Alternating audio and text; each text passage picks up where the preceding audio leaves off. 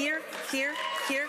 There is over 26 different ways to equal 26 in 10 seconds. In this video, I will reveal Amazing Allison's magic square trick on Penn and Teller's Fool Us. Here's a quick recap of what happened. Allison begins by asking Penn to think of a two-digit number between 25 and 100 without saying it out loud.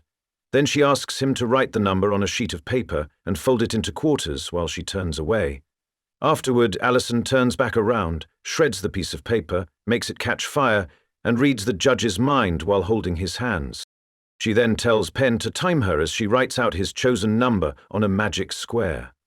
Once she's done writing, she shows him the table and asks if he sees his number on the magic square, but he says he doesn't, revealing that the number he chose was 26. Amazingly, the sum of the numbers on each row, column, and even diagonally of the magic square amounts to 26. So what's the secret behind this trick? Here is the explanation. After her performance, Penn had the following to say about Allison's performance.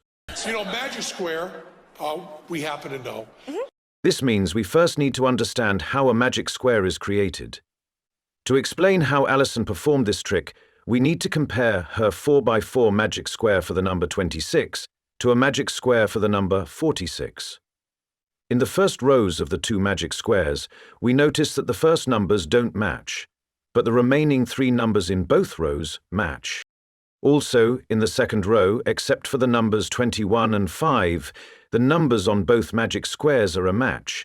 Additionally, the same can be noticed about the other two rows, where one number doesn't match. However, the remaining numbers are not just the same, but are in the same slots in the magic squares. We noticed the same pattern when we compared Allison's magic square with the magic square for the number 58. From our aforementioned observations, it appears that some sort of algorithm is used to create the magic square chart. In this algorithm, N stands for the number that Penn wrote secretly on the little piece of paper. N ranges from 25 to 100, as Allison told the judge before he chose a number.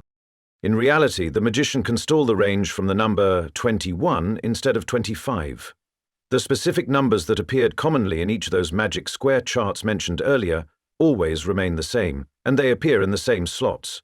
If we make 26 the value of n and use it to solve the equations in the magic square, we would get the numbers Allison put in each unknown slot. The first box from the left in the first row would be 26 minus 20, which is equal to 6, and the second box from the right in the second row would be 26 minus 21, which is equal to 5.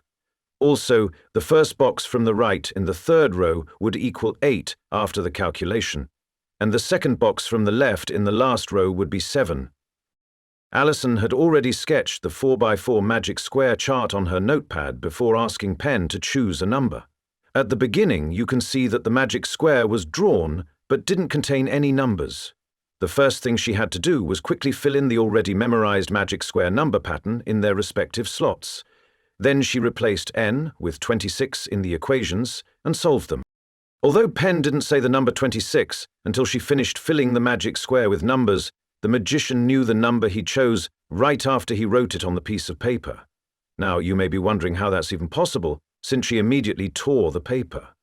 The technique she used to detect the number the judge chose in his mind is called a center tear, peek. In the beginning, after the illusionist gives the judge a range to select the number from, she picks a piece of paper and draws a circle in its center. She then instructs Penn to write the number he's thinking of in the middle of the circle, and he writes 26 on it. After that, the illusionist asks the judge to fold the paper in 4. Once the judge folds the paper in 4, you'll notice that Allison tears a portion of the piece of paper from the center. The portion she tears from the folded sheet is the exact spot where the judge wrote his chosen number, so she unfolds it and peeks at it. At this moment, you can see her eyes looking down at her hands while she's allegedly shredding the paper. Afterwards, she continues shredding the remaining pieces of the folded paper. Then, at the very end, once she has successfully peeked at the number, she tears the piece that contained the number as well. As it turns out, the piece of paper isn't normal, which explains why it caught fire afterward.